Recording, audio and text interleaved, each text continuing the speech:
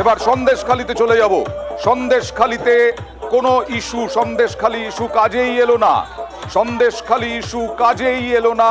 সন্দেশখালী যে বসিরহাট লোকসভা কেন্দ্রে সন্দেশখালী, সেই সন্দেশখালীতে এবার অনুপমের কাছে জানতে চাইব সন্দেশখালীতে কতটা এগিয়ে রেখা পাত্র বা পিছিয়ে, কি ফলাফল? হ্যাঁ দেখো, এই মুহূর্তে যে আমাদের হাতে আছে সেটা হচ্ছে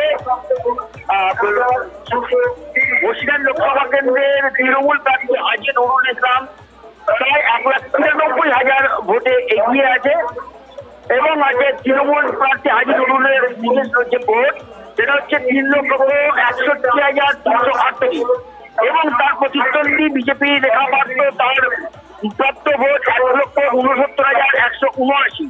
এই 1,92,159 ভোটে হাজী নুরুল ইসলাম এগিয়ে আছে এবং এখানে এই বসিরহাট লোকসভা কেন্দ্রের অন্যতম যে সন্দেশখালী ইস্যু নিয়ে রাজ্য রাজনীতি তোলপাড় ছিল, এতদিন ধরে যে সন্দেশখালী ইস্যু নিয়ে বারবার প্রধানমন্ত্রীর মুখে নাম শোনা গেছে, সন্দেশখালীর নাম, সন্দেশখালীর যেসব নির্যাতিত মহিলা, যেসব প্রতিবাদী মহিলাদেরকে সারা রাজ্যে বিজেপি প্রতিবাদের মুখ হিসাবে প্রচারের আলোতে নিয়ে দিয়েছিল, সেই সন্দেশখালীতে কিন্তু কোনো বিজেপির কোন রকম প্রভাব খাটলো না। তার কারণ সেখানেও কিন্তু প্রায় 8,000 ভোটে হাজী নুরুল ইসলাম কিন্তু এগিয়ে আছে এখনো পর্যন্ত।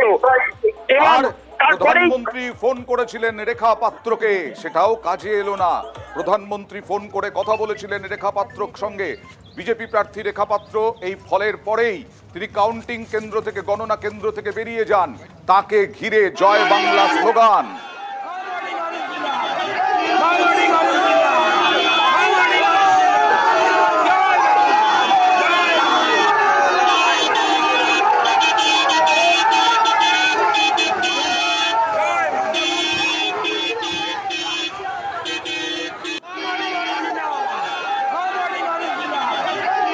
রেখাকে জয় বাংলা স্লোগান।